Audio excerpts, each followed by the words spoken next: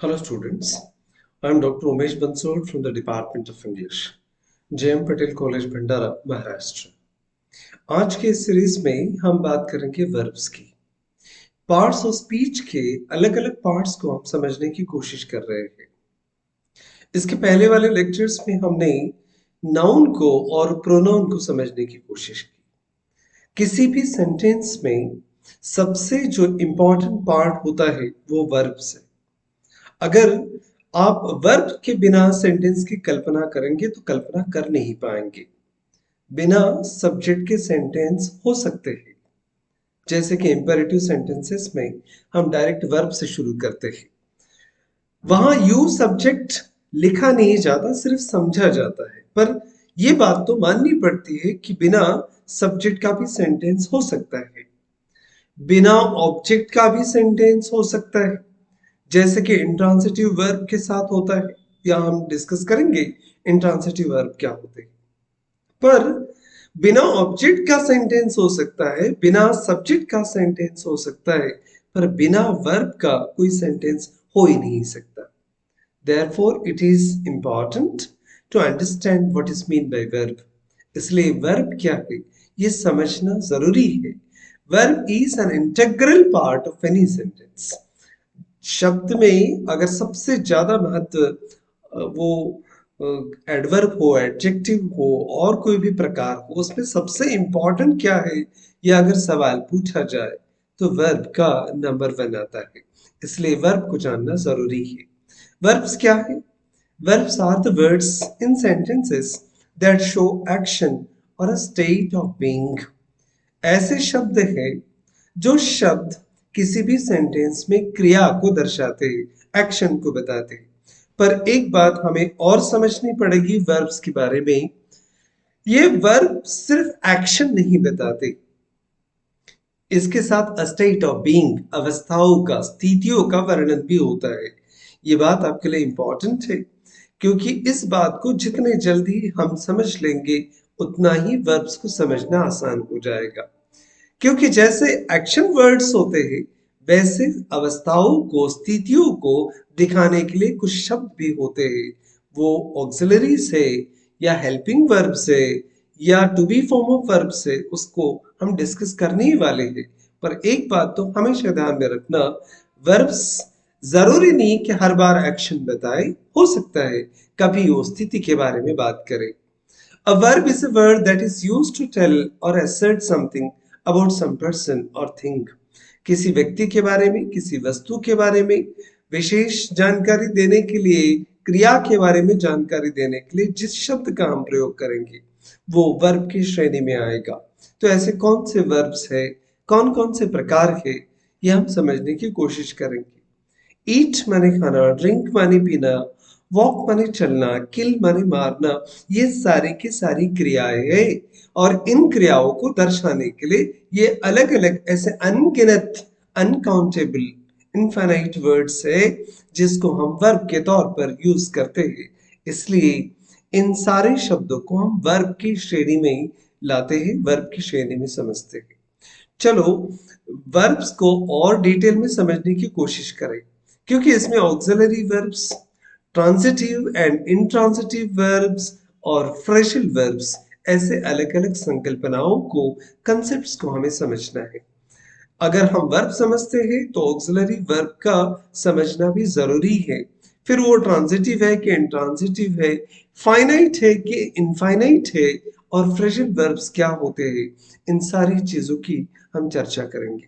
सबसे पहले हम वर्ब को दो सरसरे ग्रुप में समझेंगे। एक है ऑक्सिलरी वर्ब्स और दूसरा है मेन वर्ब्स। सहायकारी क्रियाएं क्या होती है, हेल्पिंग वर्ब्स किसे कहते हैं, हेल्पिंग वर्ब में और to be form of verb में क्या फर्क है, और मेन वर्ब्स किसे कहते हैं, उस बात को हम समझ लेते हैं। वर्ब कुछ इस शक्ल में आपको दिखाई देंगे। जब कभी भी आप वर्ब्स की बात करेंगे तो सी, सीज, सीइंग, सॉ या सिन, इतने शब्दों के, इतने एक्शन वर्ड्स के, वर्ब्स के आपको फॉर्म्स दिखाई देंगे।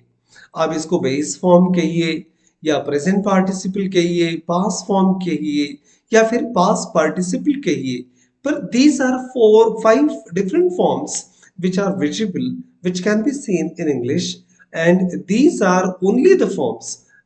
जिस फॉर्म में ये वर्ब्स बदलते हैं ये वही फॉर्म्स है। कुछ वर्ब्स इनके अलावा होते हैं। डू के कुछ फॉर्म होते हैं, डू, डज, डीड। ये कभी हेल्पिंग वर्ब के रूप में आते हैं तो कभी मेन वर्ब के रूप में आते हैं।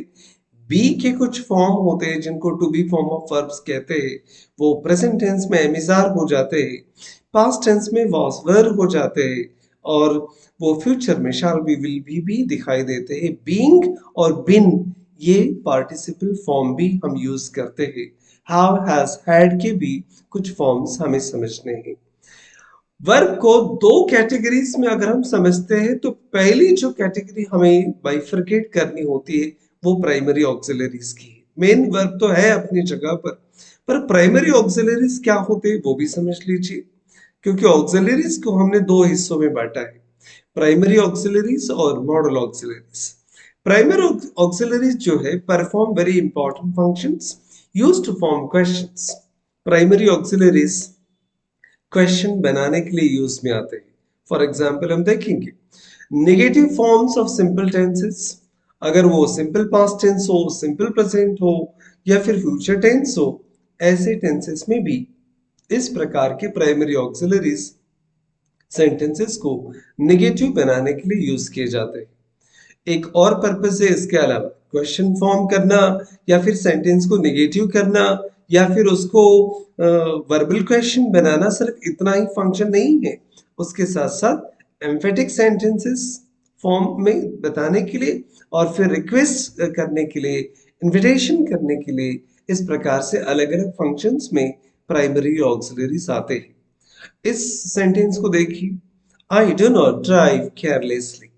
इसमें जो नीले अक्षरों में डू लिखा गया है वो हेल्पिंग वर्ब है जिसको हम ऑक्सिलरी कहेंगे, और ड्राइव ये मेन वर्ब है। तो मेन वर्ब को समझना और हेल्पिंग वर्ब को समझना, यहाँ डू नॉट के साथ आया है, पार्टिकल के साथ। यहाँ डू का फंक्शन क्या है, वो हेल्पिंग वर्ब के तौर पर आया है, वो ड्राइव को सपोर्ट में आया है। तो ड्राइव यहाँ पर मेन वर्ब है और डू यहाँ पर हेल्पिंग वर्ब हो जाता है। वहां फंक्शन क्या था, सेंटेंस को नेगेटिव करना। यहां भी डू है, डू यू रीड न्यूज़पेपर। यहां पर डू क्वेश्चन बनाने के लिए काम में आया है, सिंपल प्रेजेंट टेंस हो या सिंपल पास्ट टेंस हो, डू, डज, डीड अपनी अपनी जगह पर, उच्च स्थान पर, इस प्रकार से हेल्पिंग वर्ब के रूप में अलग अलग फंक्शंस के परफॉर्म करने के लिए आते हैं। I do write a letter, अब ये तीसरा सेंटेंस, या तो I do write a letter every day, इस सेंटेंस में ना तो नेगेटिव सेंस है और ना ही हमने वर्बल क्वेश्चन बनाया है, फिर भी राइट के पहले डू लिखा है यहाँ पर। क्या बिना नॉट के ऐसा डू या डज या डीड आ सकते हैं क्या? हाँ, आते हैं। जब आपको किसी भी सेंटेंस को स्ट्रेस देकर एम्फेटिक सेंटेंसेस बनाने होते हैं, किसी बात को जोर देकर कहना होता है, तो मेन वर्ब के पहले जो रेड अक्षरों में दिख रहे वो सारे के सारे मेन वर्ब है। ऐसे मेन वर्ब के पहले भी आप डू, डज, डीड यूज कर सकते हैं। तो ऐसे तीन अलग अलग फॉर्म्स में आपको ये ऑक्सिलरीज हेल्पिंग वर्ब दिखाई देंगे। एक और चौथा काम भी ये करते हैं, I have completed my homework. Present perfect tense का एग्जाम्पल है, पर कंप्लीटेड ये मेन वर्ब है, उसके पहले हैव आया है टेंस को बताने के लिए। तो टेंस को बताने के लिए भी इस प्रकार के हेल्पिंग वर्ब आते हैं। तो एक बात ध्यान में रखना, सेंटेंसेस को नेगेटिव करने के लिए, क्वेश्चंस बनाने के लिए, किसी भी सेंटेंस को स्ट्रेस देकर एम्फेटिक तरीके से बताने के लिए, और वर्बल क्वेश्चंस या फिर एस्ट्रोटाइप क्वेश्चंस बनाने के लिए भी इस प्रकार के हेल्पिंग वर्ब या to be form of verb use किए जाते हैं। These are important functions of primary auxiliaries. Primary auxiliaries से हटकर और कुछ हेल्पिंग वर्ब बच जाते, वो can, could, may, might, should, would, ought to, dare, need हो सकते हैं। इनको हम मॉडल वर्ब्स कहते हैं या मॉडल ऑक्सिलरीज कहते हैं। मॉडल ऑक्सिलरीज क्यों? This is a second group of auxiliary verb and they are used to express the speaker's attitude. Speaker की अपनी एटीट्यूड को बताने के लिए, beliefs with regard to the action represented by the main verb. Main verb किस प्रकार के action को किस प्रकार से किस भाव से व्यक्त करते हैं, इस भाव को इस एक्सप्रेशंस को बताने के लिए इन शब्दों का प्रयोग किया जाता है। जहां मस्ट दिखाई दे समझ लेना कि वहां ऑर्डर है, और टू रिस्पॉन्सिबिलिटी को बताता है, नीड जरूरतों को बताता है। तो इन मॉडल ऑक्सिलरीज को देखकर ही हम समझ जाते हैं कि वो सेंटेंस किस प्रकार की एटीट्यूड को रिप्रेजेंट करते हैं। This always come either before a main verb or before a primary auxiliary followed by a main verb to express ideas such as probability, possibility, certainty, ability, permission, obligations and necessity. ये जो model auxiliaries है ये अलग अलग functions को perform करते हैं, पर एक बात ध्यान में रखना, can, could, may, might, should, would और टू, डेयर, नीड वगैरह जैसे बहुत सारे जो मॉडल ऑक्सिलरीज है ये सारे के सारे मेन वर्ब के पहले यूज किए जाते हैं। There are 13 modal verbs in English. Can, could, may, might ऐसे अलग अलग शब्दों को उस श्रेणी में हम ले सकते हैं, पर यहाँ पर एक बात ध्यान में रखना, मेन वर्ब के अलावा एक्स्ट्रा में ये आते हैं, अलग सेंस को लेकर आते हैं और इसके बाद में ही मेन वर्ब लिखा जाता है। और एक बात और ध्यान में रखना, जब भी मॉडल ऑक्सिलरीज का आप प्रयोग करेंगे उस मॉडल ऑक्सिलरीज के बाद में जो मेन वर्ब होता है, the main verb appears in its base form. Can, could, should, would के बाद में जब भी आप मेन वर्ब लिखेंगे वो हमेशा बेस फॉर्म में फर्स्ट फॉर्म में ही होगा। इस बात को आपको ध्यान में रखना पड़ेगा। Unlike what happens in the case of both main verbs and primary auxiliaries, the form of modal auxiliaries does not change according to the person and number of the subject. ये दूसरी बात भी इंपॉर्टेंट ध्यान में रखना, जैसे auxiliaries के बाद में मेन वर्ब के पहले ही मॉडल ऑक्सिलरीज या हेल्पिंग वर्ब आते हैं, और जहां कहीं भी मॉडल ऑक्सिलरीज लगाए जाएंगे वर्ब का फर्स्ट फॉर्म ही इस्तेमाल होगा। उस प्रकार से किसी भी सब्जेक्ट के जेंडर के कारण, पर्सन के कारण या टेंस के कारण इस प्रकार के मॉडल ऑक्सिलरीज नहीं बदलते। ये दूसरी बात भी आपको इंपॉर्टेंट तरीके से ध्यान में रखना। To form the negative of the sentence with the modal, the particle not is placed between the modal verb and the main verb, the primary auxiliary verb. ये एक बात तो आसानी से आप समझ लेना, जब भी आप सेंटेंस को बनाते हैं तो मॉडल ऑक्सिलरी और मेन वर्ब के बीच में नॉट आता है। जैसे PM may not attend the meeting. may helping verb है, ऑक्सिलरी वर्ब है, मॉडल ऑक्सिलरी वर्ब है, अटेंड मेन वर्ब है और उसके में और अटेंड के बीच में हमने नॉट लगाया है। इसका मतलब मॉडल ऑक्सिलरीज को नॉट लगाकर आप सेंटेंस को नेगेटिव भी बना सकते हैं।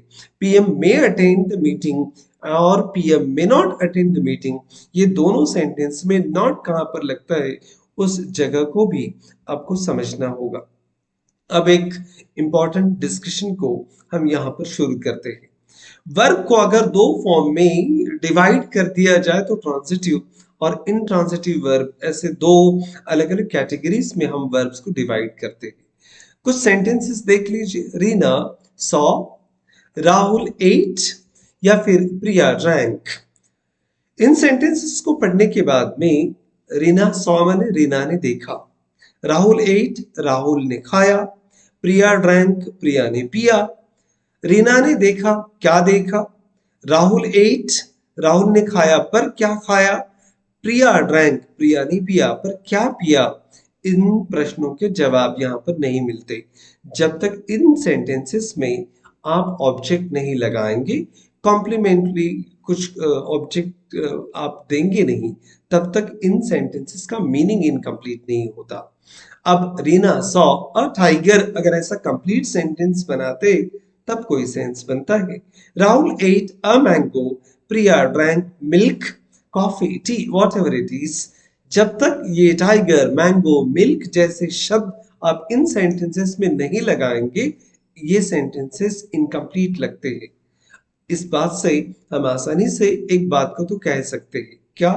The noun which follows a verb and answer what और whom is the object of the verb. ऐसे सवाल, ऐसे सेंटेंसेस जहां पर व्हाट या whom से जिन शब्दों के जवाब लिए जा सकते हैं और जो ऑब्जेक्ट ऑफ द वर्ब हो जाता है। A verb which must be followed by an object is called a transitive. ऐसे वर्ब जहां पर ऑब्जेक्ट का होना इंटीग्रल है, इंपॉर्टेंट है, लाजमी है, जरूरी है, उस वर्ब को ही हम ट्रांजिटिव वर्ब कहते हैं। बिना वर्ब के, बिना ऑब्जेक्ट के ऐसे वर्ब्स का मीनिंग कंप्लीट नहीं होता। आसान भाषा में जिन शब्दों को अपना मीनिंग कंप्लीट करने के लिए ऑब्जेक्ट की जरूरत पड़ती है उन्हें ही हम ट्रांजिटिव वर्ब कहते हैं। अब जब ट्रांजिटिव समझ गए तो इंट्रांजिटिव समझना आसान हो जाता है। रेहान लाफ्ड हो गया, पूर्णिमा स्लेप्ड, दिशा स्लीप्ड। इन सारे सेंटेंसेस में मैंगो, टाइगर वगैरह जैसे ऑब्जेक्ट की जरूरत नहीं है। A verb which does not need an object is called an intransitive verb. Rahul, Rehan laughed हो गया, पूर्णिमा स्लेप्ट हो गया। इन सारे सेंटेंसेस में whom या what जैसे जवाब लेने की भी जरूरत नहीं पड़ती। जिन शब्दों को अपना मीनिंग कंप्लीट करने के लिए, जिन वर्ब्स को अपना मीनिंग कंप्लीट करने के लिए किसी भी प्रकार के ऑब्जेक्ट की जरूरत नहीं होती, उनको हम इंट्रांजिटिव वर्ब कहते हैं। अब आप जब भी वर्ब्स को पढ़ेंगे, सेंटेंसेस को पढ़ेंगे, तो इस बात को देखना शुरू कर देना कि ये ट्रांजिटिव वर्ब है या इंट्रांजिटिव वर्ब है।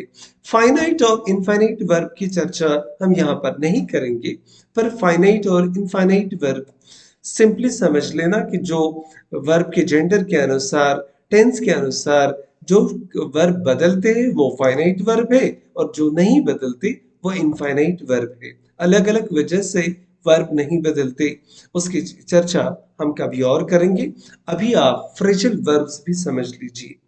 वर्ब को हमने समझा, एक्शन को दर्शाने के लिए शब्दों को प्रयोग किया जाता है वो वर्ब से। वर्ब के साथ में helping verbs, auxiliary verb, to be form of verb आते हैं। Am is are, was, were, shall, will को हमने प्राइमरी ऑक्सिलरीज कहा, जिनका फंक्शन ही सेंटेंस में टेंस को बताना या सेंटेंस को नेगेटिव करना होता है। कुछ मॉडल ऑक्सिलरीज अलग सेंस से आते हैं, कैन, कुड, मे, मस्ट जैसे, जो पॉसिबिलिटी, ऑर्डर, कमांड वगैरह जैसे अलग अलग एटीट्यूड को बताते हैं। इसके अलावा फ्रेजल वर्ब्स होते हैं। फ्रेजल वर्ब्स क्या होते हैं? वर्ब से एक स्टेप जाकर फ्रेज ये शब्द बनता है। वर्ब एक शब्द है, पर एक शब्द के साथ और प्रीपोजिशंस और कोई एडजेक्टिव और कोई एडवर्ब जब ऐड होके एक से ज्यादा शब्दों का समूह बनता है तब उसको हम फ्रेज कहते हैं। Phrase is a combination, it consist to और समटाइम्स थ्री वर्ड्स। दो या दो से ज्यादा शब्द हो सकते, सेंटेंस से छोटा और वर्ब से बड़ा जो कोई शब्द का समूह दिखाई देगा उसको हम फ्रेजल वर्ब्स कहते हैं। The first word is verb and it is followed by an adverb. कभी कभी एक वर्ब होता है उसके साथ एडवर्ब होता है, जैसे Sachin turn down. Turn down का मतलब होता है रिफ्यूज करना, माय रिक्वेस्ट। यहाँ पर टर्न का मीनिंग कुछ अलग हो सकता है, डाउन का कुछ मीनिंग अलग हो सकता है, पर टर्न डाउन जब दोनों शब्द एक साथ आते हैं तो उस फ्रेजल वर्ब्स का मीनिंग टोटली बदल जाता है। इसलिए इंग्लिश में वर्ब्स को समझना आसान होता है, पर फ्रेजल वर्ब्स को समझना थोड़ा सा डिफिकल्ट हो जाता है। कभी कभी प्रीपोजिशन के साथ आते हैं। Poverty is eating into India's talent. अब ईटिंग का मतलब तो पता है, इनटू भी पता है, पर ईटिंग इनटू का मतलब होता है यूज करना या टेक अवे, छीन लेना। इस प्रकार से ईटिंग के साथ इनटू लगने से वो फ्रेजल वर्ब हो जाता है। I cannot put up with your tantrums। अब पुट का मतलब हमें पता है, अप का मीनिंग भी पता है, पर पुट अप का मतलब एक्सेप्ट अनप्लेजेंट, कोई भी अनचाहे चीज को स्वीकारना, ऐसा उसका मीनिंग बदल जाता है। पुट अप अलग है, पुट ऑन अलग है, पुट इनटू अलग है। माने हर एक शब्द के साथ, हर एक वर्ब के साथ जैसे जैसे प्रीपोजिशंस बदलते जाएंगे उस फ्रेज का मीनिंग भी बदलते जाएगा। इसलिए फ्रेजल वर्ब्स को समझना बहुत जरूरी है। उम्मीद करते हैं आज के इस लेक्चर में आपने वर्ब को समझने का प्रयास किया। वर्ब के प्रकारों को, ट्रांजिटिव, इंट्रांजिटिव को ध्यान में रखना, और बेस फॉर्म, सेकंड फॉर्म को पास्ट फॉर्म कहते हैं, थर्ड फॉर्म को पास्ट पार्टिसिपल कहते हैं, आईएनजी फॉर्म को प्रेजेंट पार्टिसिपल कहते हैं। ऐसे कुछ अहम चीजों को आपको ध्यान में रखना जरूरी है। Thank you very much for watching this video.